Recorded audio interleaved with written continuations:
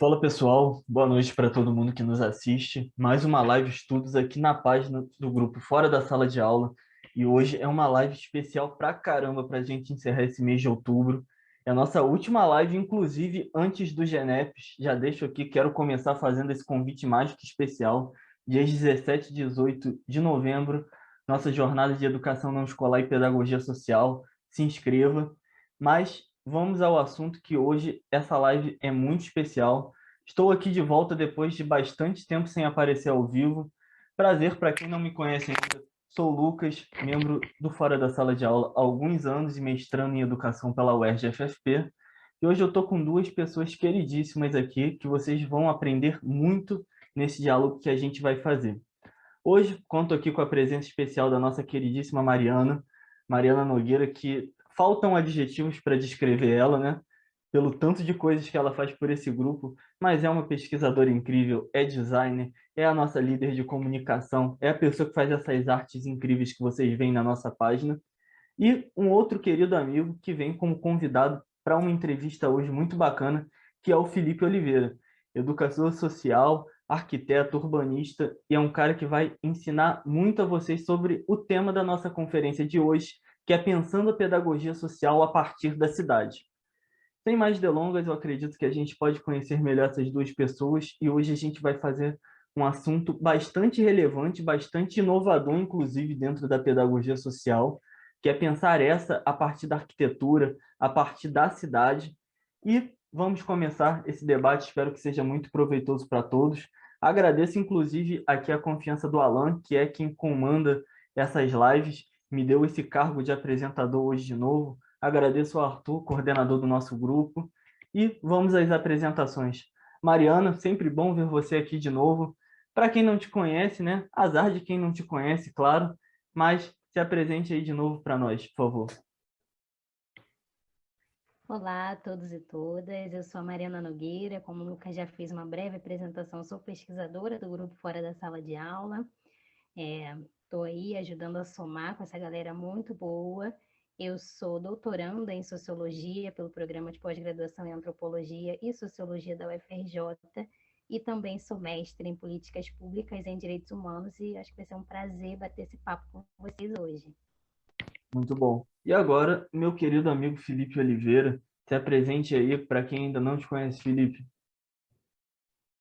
Olá, boa tarde. Eu sou o Felipe. Eu me graduei em Arquitetura e Urbanismo também pela FRJ. Eu sou voluntário no Instituto Impacto e faço pesquisa na área de educação, também na área de subatividades e questões do ambiente urbano, né? E estou aqui para participar com vocês nessa conversa. Maravilha. Como a gente vê, então, uma dupla da UFRJ aqui hoje, né? Então, a UFRJ fazendo casa hoje na nossa live. E foi uma equipe que eu escolhi a dedo, posso dizer isso. Depois que o Alan me sugeriu fazer a mediação dessa live, eu pensei logo no Felipe, que é um cara que eu venho aprendendo, tem bastante contato nos últimos meses. É um cara que eu conheço há tão pouco tempo, mas já virou um amigo de longa data, né? E quando eu consegui fechar com o Felipe, a primeira pessoa que passou na minha mente, cara, Mariana tem que se somar nesse debate, porque é uma pessoa que já vem com anos de pesquisa sobre urbanismo, é uma pessoa que já tem muito conhecimento sobre direitos humanos, sobre sociologia urbana, e eu espero que todo mundo possa entrar nessa nossa conversa hoje. E aí a gente vem com esse tema tão provocador que é o Pensando a Pedagogia Social a partir da cidade, e eu acredito que a partir desse tema principal a gente vai poder entrar em vários subtemas, em vários diálogos. Mas para iniciar essa conversa, eu acho que a gente pode ter uma primeira problematização, uma primeira provocação aqui, a partir do próprio título, que seria em que a cidade pode interferir nas práticas de educação social. E aí eu começo perguntando diretamente para o Felipe, em que você acha que a cidade está interferindo na educação social, meu querido? Eu acho uma discussão muito importante, muito interessante, porque a gente não consegue se imaginar, né, fora de um contexto. Nós estamos sujeitos às possibilidades que nós temos, né, com essa pandemia. Então, nós vimos a dificuldade que é de estudar quando falta internet, a dificuldade de que é estudar quando nós temos complicações, né, nas ruas e questões também de acesso, né? Muitas vezes, até em situações não durante a pandemia, mas quando nós estamos indo para a escola, ou estamos indo para o trabalho, estamos indo para uma faculdade, toda a cidade onde nós somos inseridos, né?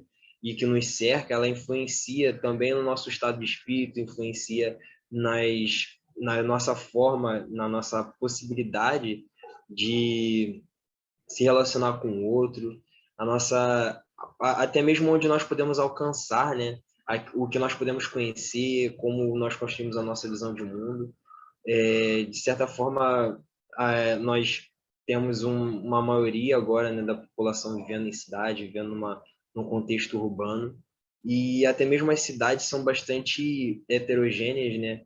Bastante desiguais assim nas suas micropolíticas, nas suas microlocalidades e nos seus microcontextos, né? Então, nós podemos ver como que não dá para se falar de uma condição universalizante, de uma condição total, porque nós temos contextos totalmente diferentes. Então, quando nós estamos debatendo pedagogia social, quando nós estamos debatendo o acesso à educação, nós precisamos considerar também que não existe uma igualdade de oportunidades, nem uma igualdade de contextos, né? Dentro dessa discussão, nós temos, por exemplo, o movimento das cidades educadoras, que começou em 1990 em Barcelona, e que tem uma proposta desse compromisso, né, com algumas cidades globais ao longo de todo o globo, né, cidades com abordagens locais, né, cada um considerando as suas demandas, a sua realidade, mas também com uma proposta de buscar, né, uma conscientização global sobre esse debate, essa dificuldade da contextualização dos estudantes, da contextualização daqueles que estão construindo, né, a sua cidadania, que estão buscando se inserir num contexto tão diverso que nós temos. Então, essa aí é uma referência bastante interessante para a gente, pensar a cidade a partir da visão daquele que está aprendendo, né? Ela não só como um lugar de contexto, mas também como uma ferramenta de aprendizado, uma ferramenta que oferece oportunidades, que oferece vazão para a nossa potencialidade, né? E que nós não podemos desconsiderar nesse debate da educação. Inclusive, tem tudo a ver, né, com o debate que a gente faz na própria educação social, que é fazer uma descentralização daquela noção que educação só acontece dentro de um espaço escolar. Então, eu acho que é um debate muito válido para a gente iniciar. E aí eu passo para a Mariana. Como você acha, Mariana, que as cidades vêm interferindo na educação social? Legal, acho que a fala do Felipe contempla muito assim o que eu entendo também como enfim, a relação da cidade com diversos âmbitos da vida mesmo, né? Das pessoas. A gente pode pensar por diversos caminhos a questão do território e da cidade como isso, né? A cidade em si, o território influenciam diversos processos da nossa vida. E com o processo educativo não é diferente, assim, a gente pode pensar a partir da chave das desigualdades socioespaciais, como o Felipe trouxe bem, né? Que é basicamente na prática, né? O que você vai ter de equipamentos de política pública, por exemplo, próximos do teu ambiente de ensino-aprendizagem, se você vai ter uma biblioteca ou não para você acessar, se você vai ter uma rede de internet mais lenta ou mais rápida, o período de tempo que você vai levar para chegar até o seu local de ensino-aprendizagem. Todas essas questões mais práticas do cotidiano são questões que a cidade traz para a gente pensar o processo de ensino-aprendizagem. E a gente pode estar falando de um ambiente fora, de um ambiente dentro, né, do âmbito escolar ou fora de uma educação não escolar. Então, acho que esse é um dos caminhos possíveis para a gente pensar a partir da chave das desigualdades, mas também a partir, né, da chave do próprio ambiente em que você realiza esse processo de ensino-aprendizagem, que é algo que tem, como o Felipe vai falar, né, mais para frente, algo que tem, assim, total relação com a qualidade desse processo de ensino-aprendizagem. Perfeito, Mário. Então, eu acredito bastante no que vocês estão falando e eu acho que é muito relevante a gente partir dessa noção, até porque soma muito com o debate que a gente faz dentro da pedagogia social em um aspecto fundamental da gente parar também de colocar certas regras universais dentro do que a gente acredita que a educação deve ser.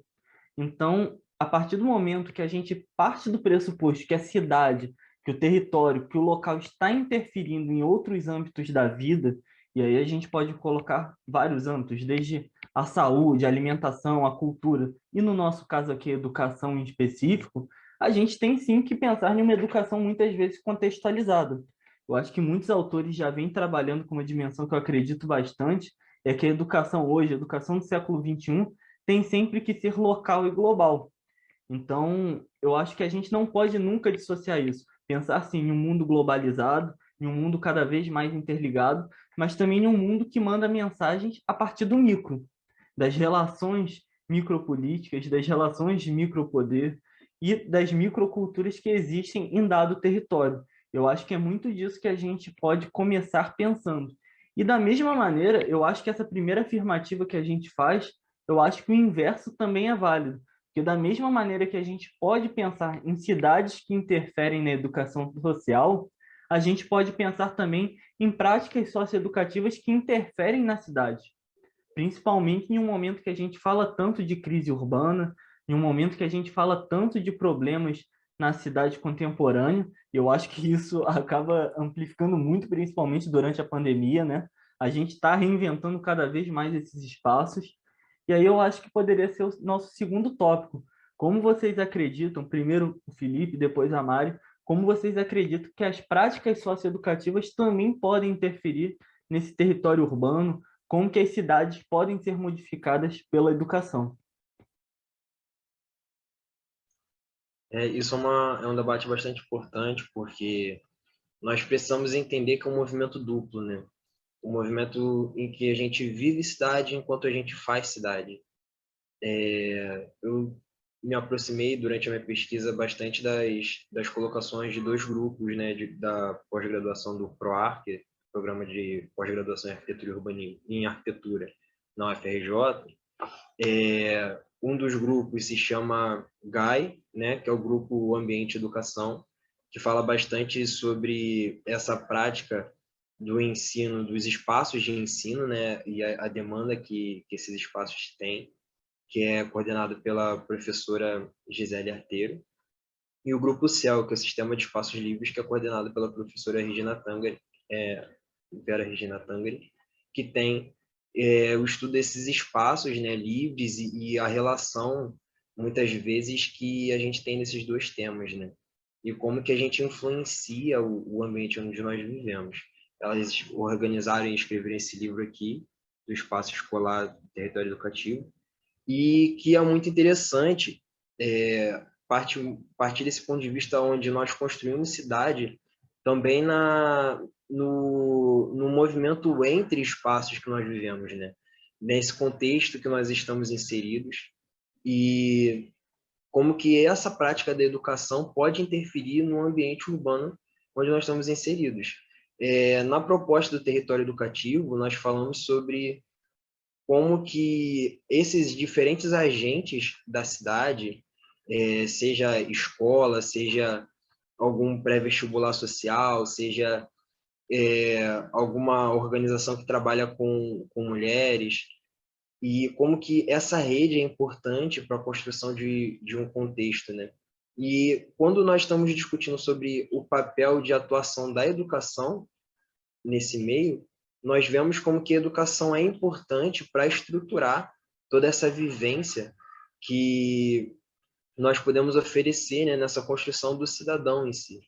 Então, isso é um processo que não dá para a gente separar de um contexto, não dá para a gente tirar a preocupação, né, de como que nós vemos essa ligação, não somente a partir da importância da escola, mas também dos ambientes não escolares. Perfeito, Felipe. Eu acho que tem uma questão também de ocupar o espaço, né? Porque a educação, o processo educativo faz isso, permite que as pessoas ocupem o espaço, ocupem o território. E se a gente está falando de um país como o Brasil, por exemplo, né, que tem dimensões continentais, que tem realidades completamente distintas, né? Se você pensa o Sul, o Sudeste, o Nordeste, são realidades completamente distintas. Então, o processo educativo, de alguma forma, faz as pessoas ocuparem os espaços. E ocupar um espaço dentro de uma realidade em que as desigualdades, né, territoriais são tamanhas, é, de alguma forma, também disputar esse espaço, né? Enquanto uma pessoa que deve ser reconhecida enquanto sujeito de direitos, e que também tem a possibilidade de ocupar esses espaços que muitas vezes não são feitos para determinadas pessoas, ou são feitos exclusivamente para cidadãos que têm os seus direitos de cidadania reconhecidos. Então, eu vejo muito essa questão também do processo educativo como uma potência para a gente, enfim, transformar, refazer essas redes urbanas que muitas vezes são conflituosas, né, e muito exacerbadas nessas questões de desigualdade. Não, muito bom, gente. Acho perfeito essas colocações. E até fazendo coro à última fala da Mariana, eu acredito que é muito importante dar corpo, inclusive fisicamente. Ocupar esses espaços fisicamente é muito importante. Me lembrou bastante até da Judith Butler, que fala bastante disso. Ela fala muito do papel do corpo, dos corpos em aliança, de ocupar espaços para você tentar, de alguma maneira, subverter essa esfera do poder, essa esfera que muitas vezes violenta determinadas populações. E eu acredito que educação social não pode nunca se desvincular disso, porque você tem um movimento que, felizmente, claro, nas últimas décadas expandiu bastante a escola. A gente tem uma expansão da escola muito significativa no Brasil, principalmente nos anos 70, nos anos 80, mas a gente ainda tem uma educação que inclui muito pouco. E não por acaso a educação social ainda é tão relevante. E eu acho que isso vai ficar cada vez mais sensível. Aí não é tentando ser evidente, mas eu acho que uma aposta que a gente pode ter, principalmente a partir do próximo ano, que a gente já vai estar vivendo um contexto de reforma do ensino médio. Cada vez mais a escola vai poder ser um local de exclusão, cada vez mais esses abismos podem aumentar, inclusive também pela pandemia, que a gente vai tocar nesse assunto mais tarde, mas a educação social entra exatamente nesse vácuo de tratar assuntos que antes não eram tratados, olhar para populações que antes não eram vistas e ouvidas. Então, não é nunca um papel de dar voz, é sempre um papel de dar ouvidos, porque senão a gente também vai entrar como se a gente fosse libertador de determinada população marginalizada, e isso nunca é o que a gente quer. A gente, na verdade, está pensando em ter o corpo, de ter a presença dessas pessoas no centro das discussões. Então, eu acredito que a educação social é por si subversiva. É uma educação que coloca os excluídos no protagonismo. E eu acho que a gente nunca pode perder isso de vista. Que o protagonista da educação social tem que ser o educando, não o educador. Mas acho que esse é um debate que a gente vai amadurecendo aos poucos, mas acho que a gente já está construindo um embasamento bem legal para perceber como que a cidade é, sim, alvo de interferência da educação e, mais especificamente, como a gente está falando aqui, da educação social. E aí eu acredito que quando a gente vai... Diga.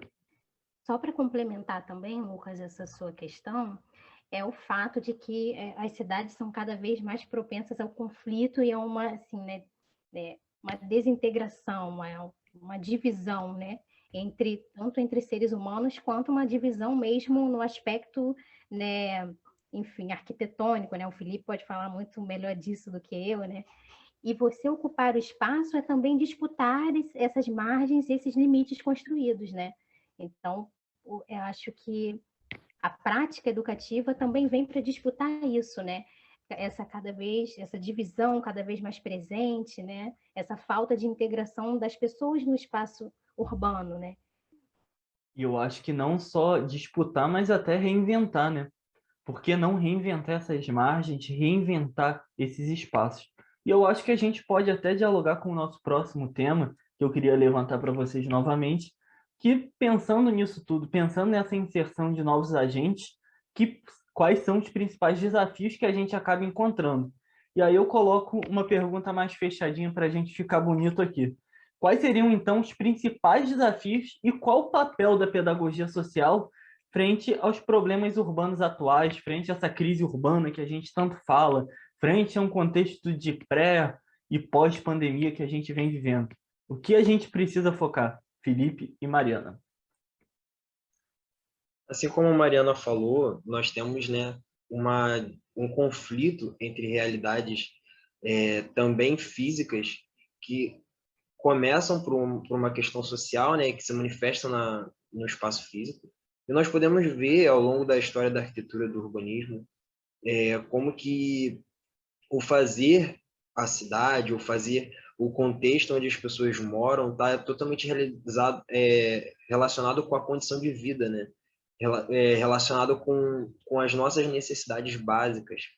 E não dá para a gente debater um assunto de acesso à educação sem considerar essa questão das necessidades básicas, sem considerar, por exemplo, os conflitos que a gente tem numa cidade tão fragmentada, onde o indivíduo que mora numa região ele é tratado diferente de um outro indivíduo que mora numa segunda ou terceira região. Nós vemos aspectos, por exemplo, como que a própria malha urbana interfere nessa segregação. Durante a minha pesquisa eu falei muito, por exemplo, da comunidade Complexo do Salgueiro, e nós vemos como que a rodovia BR, que passa ali separando e destacando essa comunidade do resto da cidade, é um marco tão forte, né? Se torna até mesmo um tabu da questão da localização. Então, nós temos muitos, inúmeros desafios. Na conferência que teve, né, das cidades educadoras, eles propuseram uma carta das cidades educadoras, e nessa carta ela coloca também muitos debates sobre como que é necessário o governo local, as autoridades administrativas locais interferirem nesse processo também.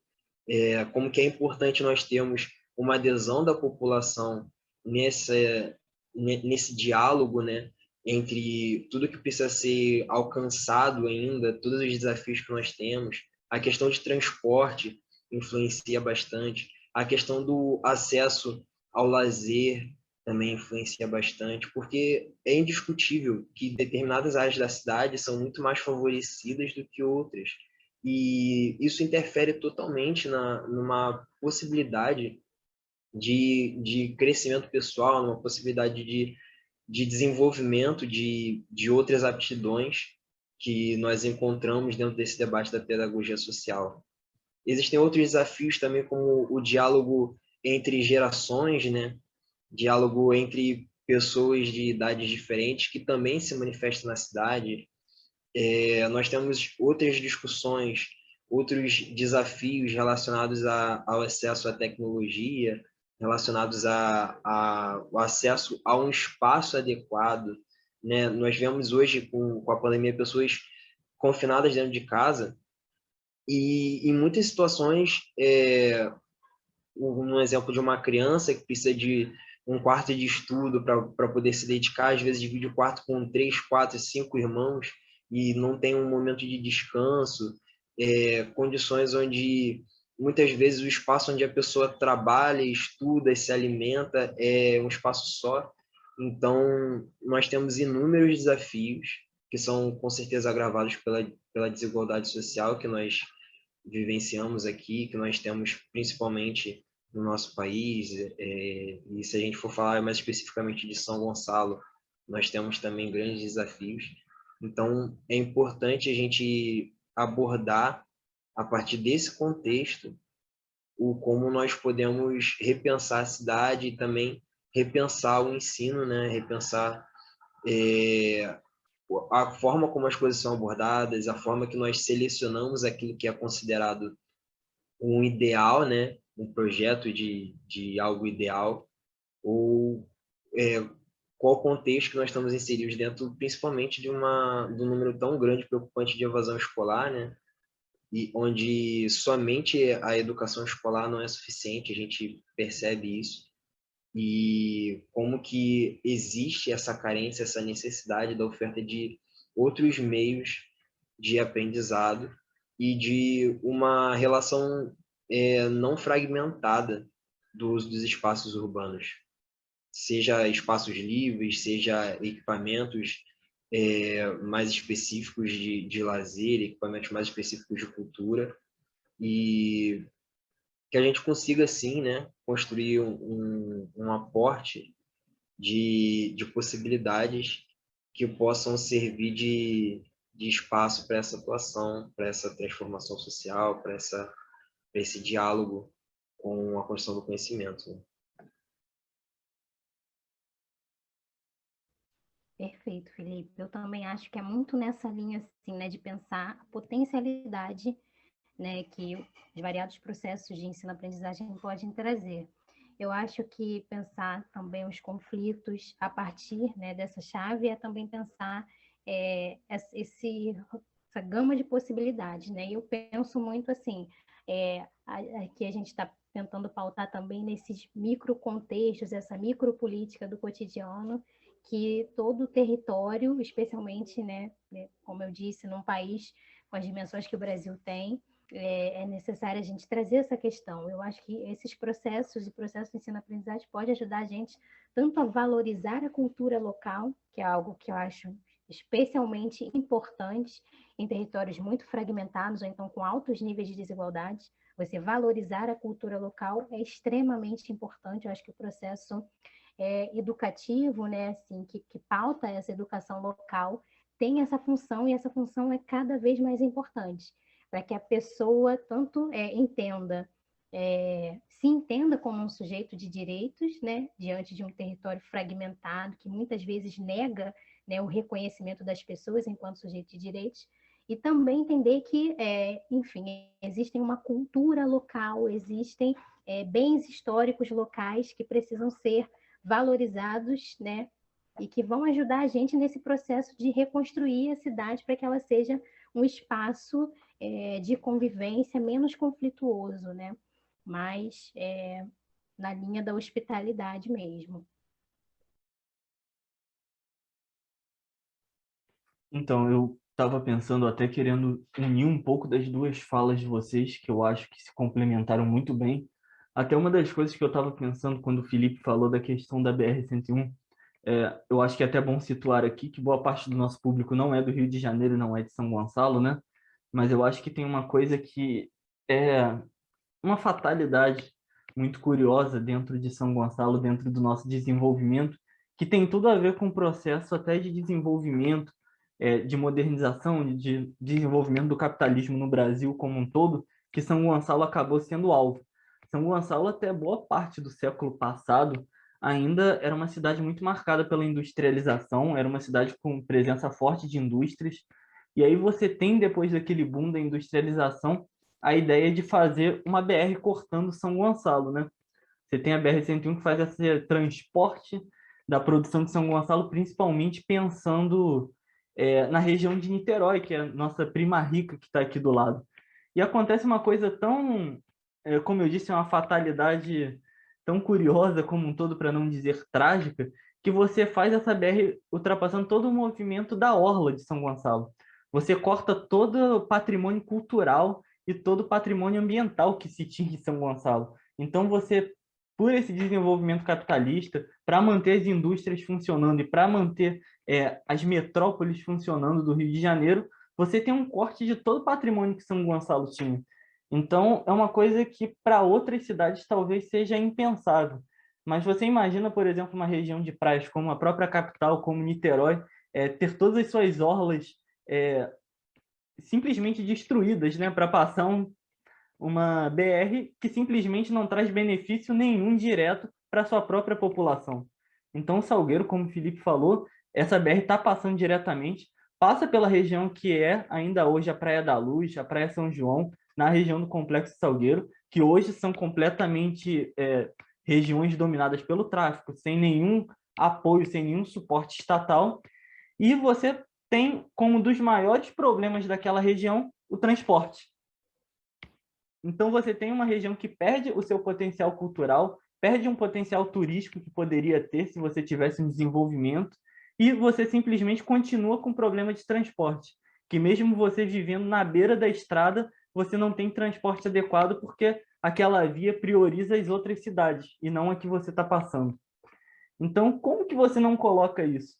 Então, eu acho que o que Mari falou é muito importante, mas para mim é até um duplo movimento da educação como um todo servir para fazer essa valorização cultural. No nosso caso de São Gonçalo, mostrar São Gonçalo tem uma história, São Gonçalo tem um patrimônio, São Gonçalo tem um valor, mas também de demonstrar como que o processo é desigual, como que o processo é violento como um todo. E aí eu lembro até do Paulo Freire, que não é um estudioso direto da educação para a paz, mas o Paulo Freire fala uma coisa que eu acho muito interessante, quando ele diz que não dá para você pensar em educação para a paz de uma maneira que oculte a violência. Uma educação para a paz tem sempre que pensar em desvelar essas violências. Então, a educação social como um todo também é local de mostrar e de denunciar tudo isso que vem acontecendo. Seja o problema de transporte que eu falei aqui, problemas de desenvolvimento, de saneamento, como qualquer outro aspecto, seja de desvalorização cultural, seja de violências raciais, de violências de gênero. A gente está aí para dialogar tudo isso, mas eu acho que a educação social sempre tem que passar por aí. E aí eu acho que a gente pode ir longe nesse sentido, né, pessoal? Então, pensando nisso tudo que a gente vem falando, eu acredito que agora, mais do que nunca, o Felipe pode até nos apresentar um trabalho que ele veio fazendo nos últimos anos, que ele vem desenvolvendo, que pode somar muito com esse debate que a gente trouxe até aqui, que seria pensar em um espaço físico apropriado para as relações de práticas socioeducativas. Eu acho que é uma coisa que a gente muitas vezes deixou de pensar, e aí eu acho que dentro da educação social a gente tem até um certo preconceito, muitas vezes, de pensar que para realizar a prática socioeducativa qualquer lugar basta. Mas a gente vê que não é necessariamente assim, tanto na prática quanto na teoria, a gente já vem superando um pouco essa visão, e aí eu queria levantar essa bola aqui.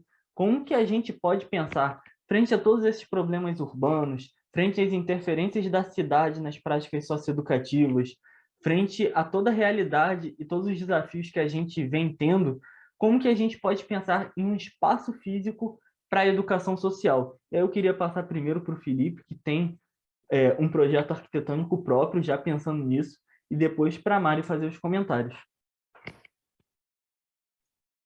É uma coisa interessante a gente pensar, né? Como foi levantado aqui, que nós não podemos pensar um espaço sem levar em consideração os corpos que são atuantes nesse espaço, a necessidade também da gente ocupar esse espaço, da gente ter essa presença, né? E como que na discussão da pedagogia social é importante não termos apenas uma passividade das pessoas que estão participando desse processo, mas também nós temos um diálogo entre as realidades, entre as vivências, entre as experiências. E durante um certo tempo, em alguns pensamentos específicos, foi colocado como a primazia intelectual ou apenas a questão da abstração do conhecimento nesse processo de aprendizagem. E hoje nós temos fortes críticas em relação a esse posicionamento, e a maioria dos autores contemporâneos debate sobre a questão do papel, né, do corpo nesse processo de aprendizagem. Nós temos uma realidade bastante heterogênea, né? Não é só uma questão de interpretar de modo extremamente subjetivo, mas também entender que nós temos sensações, o nosso corpo percebe as coisas de formas diferentes e a forma como nós vemos o mundo, ela é influenciada pela condição que nós temos. E esse debate vai nos levar também às discussões, né, de acessibilidade, às discussões de qual público a gente tem priorizado e qual público tem sido marginalizado dentro desses debates na educação. Então, de certa forma, é indiscutível que o espaço construído ele deve levar em consideração ter sensibilidade com essas fragilidades, ter sensibilidade por essas especificidades que cada um traz. Então, ainda mais no espaço arquitetônico da pedagogia social, nós devemos considerar essas grandes variações de público que nós temos, essas grandes variações de necessidades, essas grandes variações de atividades. E aí, para exemplificar essa discussão, eu vou mostrar para vocês um pouco, né, um recorte de um trabalho que eu apresentei sobre um projeto feito para o Instituto Impacto, que é um instituto que trabalha majoritariamente com crianças dentro de uma comunidade dentro do Complexo de Salgueiro, aqui em São Gonçalo, que faz parte do Rio de Janeiro, na região sudeste do Rio, e que tem, como a gente falou, um contexto bastante específico, e que partiu, tem uma análise que partiu, né, de toda uma vivência, de toda uma experiência no local, que para quem estiver no Geneps talvez eu consiga mostrar melhor isso. E eu vou mostrar para vocês mais da parte do diálogo da microescala. Né? Compartilhar aqui na tela. Aqui, como vocês podem ver, é um recorte mais aproximado dessa região, né? Dentro das questões que são levantadas pela teoria do território educativo, eu fui identificando as particularidades daquela pequena área desse bairro que é chamado Bairro da Palmeira, e é uma área que foi antigamente um conjunto construído para servidores da Marinha e que hoje não tem mais essas características, então a gente precisa também considerar o contexto histórico, considerar o fato de que a cidade está sempre em mudança, então a gente não consegue achar uma cidade uniforme, as várias camadas do tempo, né, que vão transformando o contexto onde a gente vive. Identificar isso é importante para que a gente tenha também uma postura ativa, né, dentro daquilo que nós deixamos de herança, dentro daquilo que nós construímos juntos como cidade. E aqui eu identifiquei, né, dentro de um contexto de que esse projeto, essa ONG, já tinha um edifício, uma casa construída que eles compraram e um terreno vazio ao lado. E também considerei aspectos do próprio local, como, por exemplo, os portões de entrada para essa comunidade, que ela tem acessos específicos, e que também são usados como marcos, né, para transporte urbano, para localização, para acesso, para controle. Uma coisa que a gente vê muito presente no local é o problema com o tráfico de drogas. Então, existe uma forte presença coercitiva, né, desses agentes também paralelos, né? E como que a gente consegue pensar, por exemplo, a movimentação das crianças a partir desse contexto? Esse é também um grande desafio que nós temos, até mesmo para a questão de acesso, para a questão de liberdade, né, de atividades, e como a gente se apropria desse espaço urbano. Aqui eu identifiquei um campo de futebol que é muito utilizado na região e que precisa de reparos e de toda uma intervenção. Identifiquei também a Escola Marcílio Dias, onde a maioria das crianças estuda, das crianças que são atendidas, né, por essa ONG. Identifiquei também outros aspectos locais que são importantes levar em consideração para o projeto. Né? Dando continuidade aqui, eu comecei a desenvolver um trabalho considerando os aspectos climáticos locais, considerando a divisão de atividades diversas que devem acontecer no seu local, tendo em vista já as experiências, né, das atividades que já acontecem numa outra casa que foi, né, colocada em situações desfavoráveis, né, e que nós podemos ver toda uma necessidade de interferência para a adequação desse espaço de ensino. Aqui também um estudo sobre as etapas da concepção do projeto, né?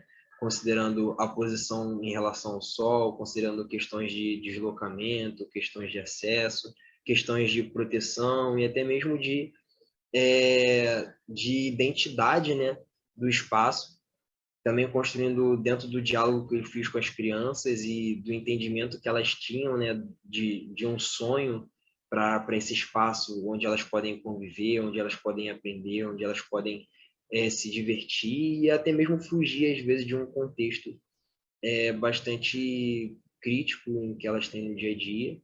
E a partir de onde elas podem buscar também mudar esse mesmo contexto que elas têm, né? E sempre também pensando numa relação entre esses agentes, entre a escola, entre alguns projetos de iniciativa, né? Algumas iniciativas de atuação, de conscientização pelo meio ambiente e práticas esportivas e toda essa relação. Aqui ainda trazendo essa discussão da materialidade, do sistema construtivo.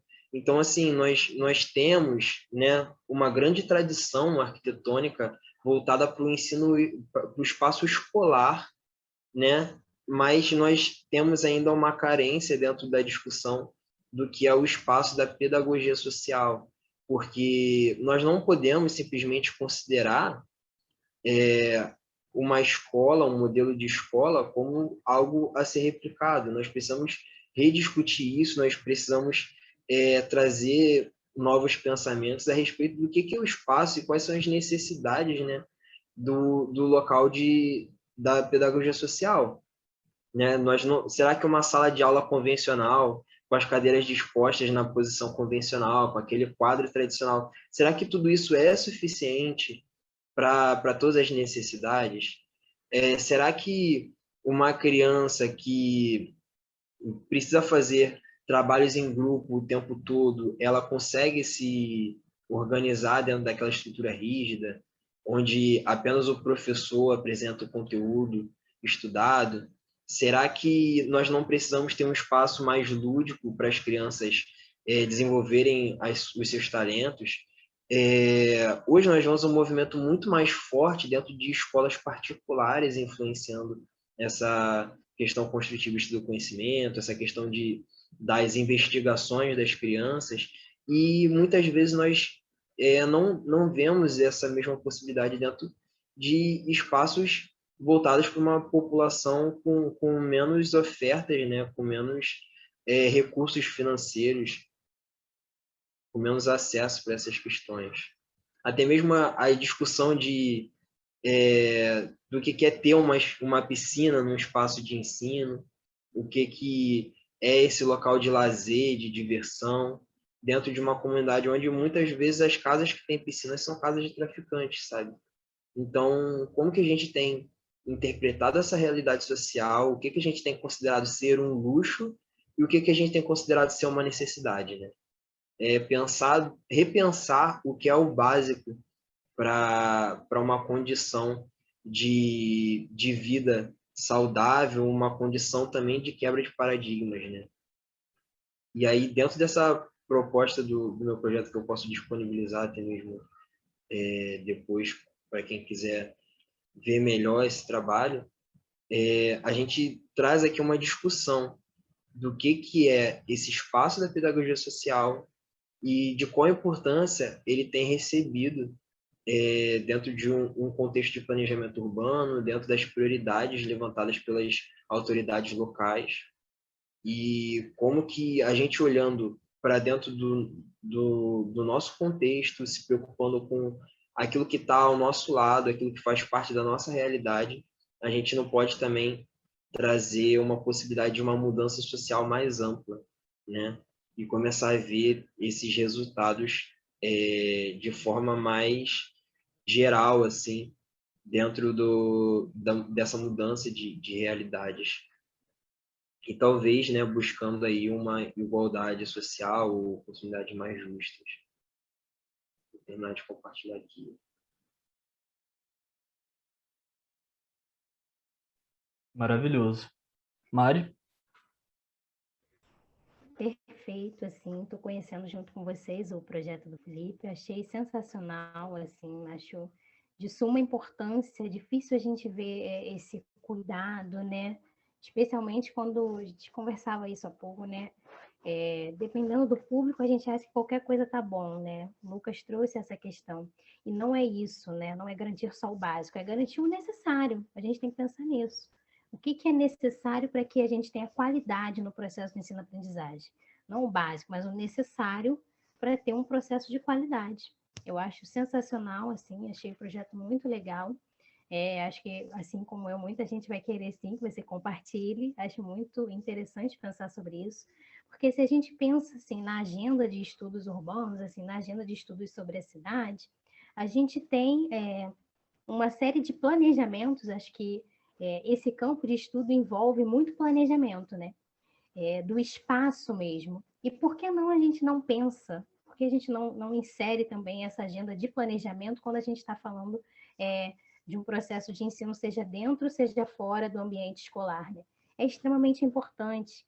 A pedagogia já traz aqui alguns estudos sobre como a disposição, né, dos objetos dentro da sala de aula. A gente tem muito essa questão de quando a gente vai apresentar um trabalho em grupo, as cadeiras ficam em círculo, porque isso faz com que os alunos se sintam mais propensos a debater, compartilhar ideias, enfim, bater um papo mesmo, né? É uma forma de você interagir. E quando as cadeiras estão no modo convencional, geralmente o professor vai fazer uma exposição em que ele vai ter mais voz do que os estudantes. Então, pensar essa questão é essencial, porque isso atravessa os indivíduos, né? Esse processo de exposição, né, dos objetos, a questão do espaço atravessa os indivíduos e, de alguma maneira, também vai atravessar esse processo de ensino-aprendizagem. Bom, perfeito, Mari. E eu acredito que o Felipe está intimado aqui na Real para colocar o projeto dele para a gente, né? Para publicizar isso logo. Mas eu acho que por muito tempo a gente tem tido uma luta já constante, já de anos, para garantir o básico para a educação social. A gente, principalmente ainda no Brasil, não aqui colocando um complexo de viralatismo, mas a gente precisa de debates tão básicos ainda dentro dessa área, de colocar e de legitimar a educação e a pedagogia social como se fossem áreas de conhecimento que devem estar dentro da academia. Colocar que o educador social deve ter uma formação específica e não simplesmente é, pegar qualquer pessoa de qualquer lugar e fazer essa função. E dentro disso tudo entra a questão da profissionalização, da formação, entra a questão de um salário digno para esse profissional, entra a questão da consolidação dessa categoria.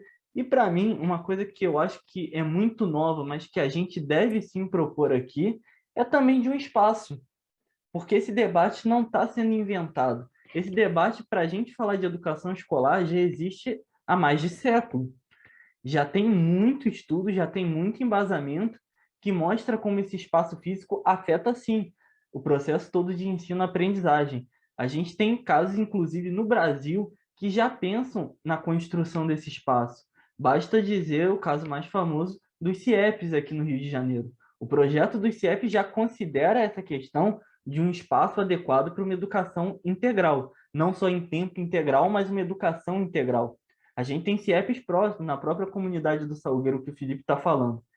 E por que a gente não traz isso para a pedagogia social? E aí, até trazendo um ar de embasamento teórico, porque, novamente, parece que na pedagogia social a gente precisa se justificar a todo momento, né? Para a gente não tomar porrada, a gente tem que sempre, a todo momento, mostrar que a gente não está falando uma coisa que é viagem. Em Portugal, por exemplo, a gente já tem um debate muito forte, principalmente com a Isabel Batista, que a gente vem pesquisando, da Universidade Católica em Portugal, que fala muito da questão de criar lugares de hospitalidade para a gente ter uma educação social que seja em volta dessa hospitalidade.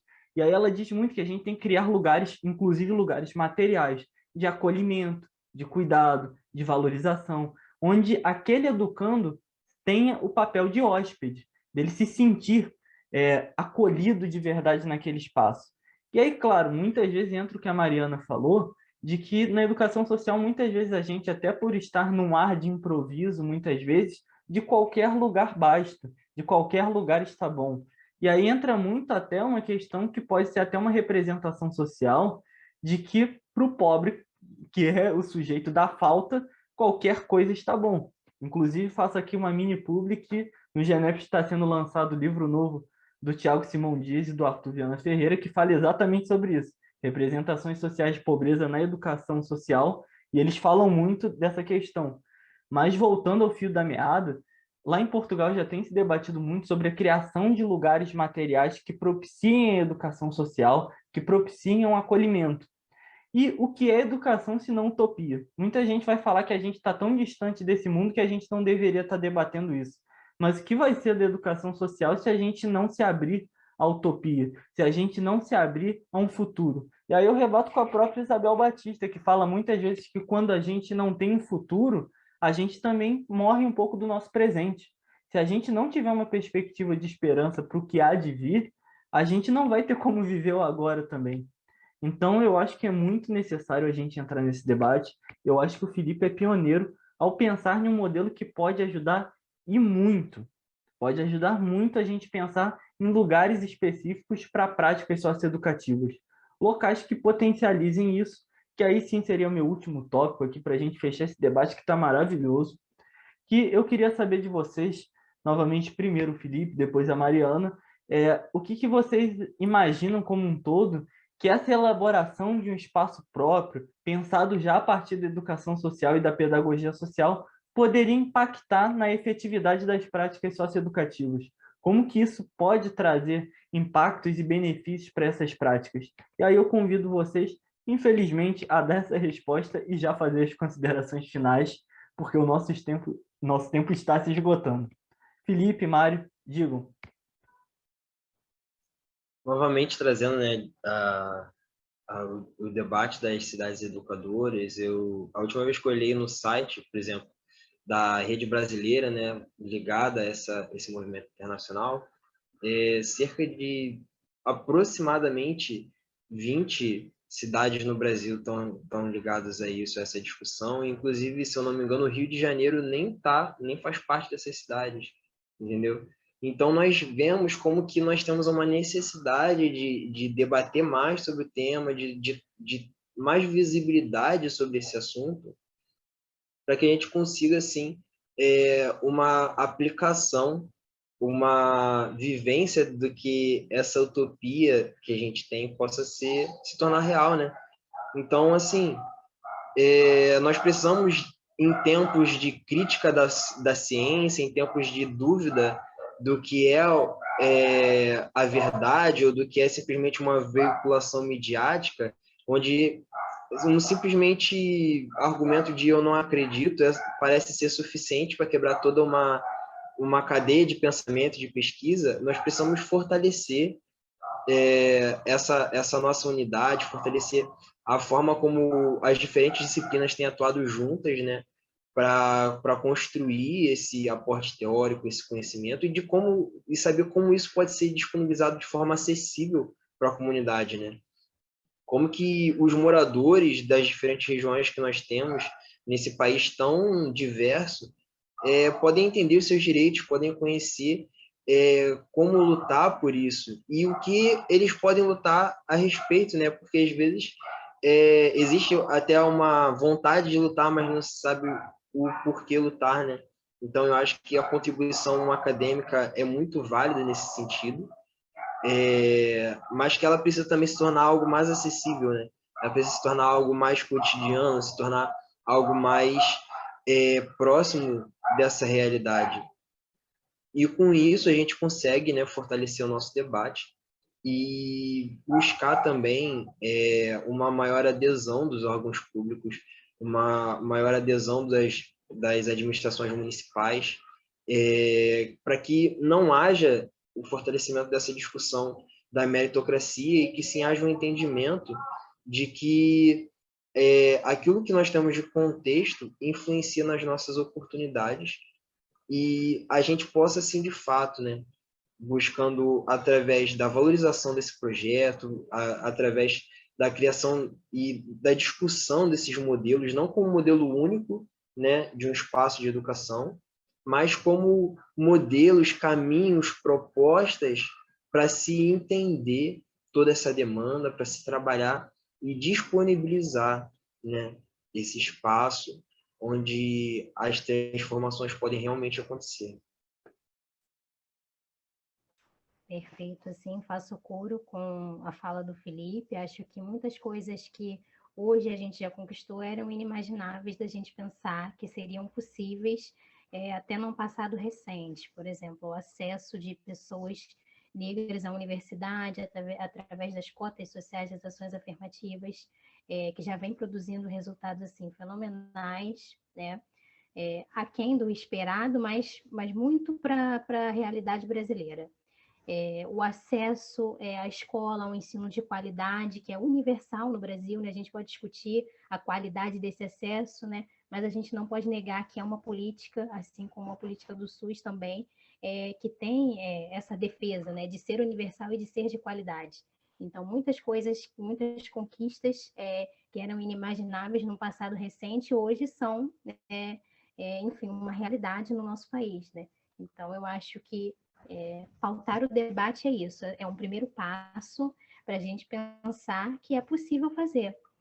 E como o projeto do Felipe traz, né, e o Felipe reforça isso na fala dele, aquilo é para uma realidade específica, local, e existem outras formas de fazer, né, que podem também ser muito potentes, né, e as pessoas precisam buscar aquilo que se adequa à realidade local de cada região. Então, acho bastante necessário o debate de hoje. Acho que é um primeiro passo, né, para a gente pensar na potencialidade, né, de se pensar tanto a cidade quanto os espaços físicos como caminhos essenciais para a gente pensar um processo de ensino-aprendizagem, enfim, mais inteirado com a realidade, com os contextos sociais. É isso. Eu me sinto muito contemplado com as falas. Acredito que esse debate poderia render muito ainda e espero que renda. Espero que ele não pare por aqui. Mas como o Mário falou também, é um primeiro passo que a gente está dando. E faço coro aos dois grandes amigos que estão aqui hoje. Acredito que é muito essencial a gente começar esse debate e acredito, como a Mari falou, que muitas das conquistas que a gente tem hoje, que a gente vivencia hoje, são conquistas que a gente antes não esperava. Então, o sonho tem que fazer parte da educação. Porque, de alguma maneira, se a gente perder o sonho, a educação também perde um pouco o sentido. Eu acho que uma coisa básica que a gente já vem debatendo há um tempo, aonde está a educação social, onde está a pedagogia social, está em um potencial transformador. Não é qualquer educação, é uma educação que está visando a transformação.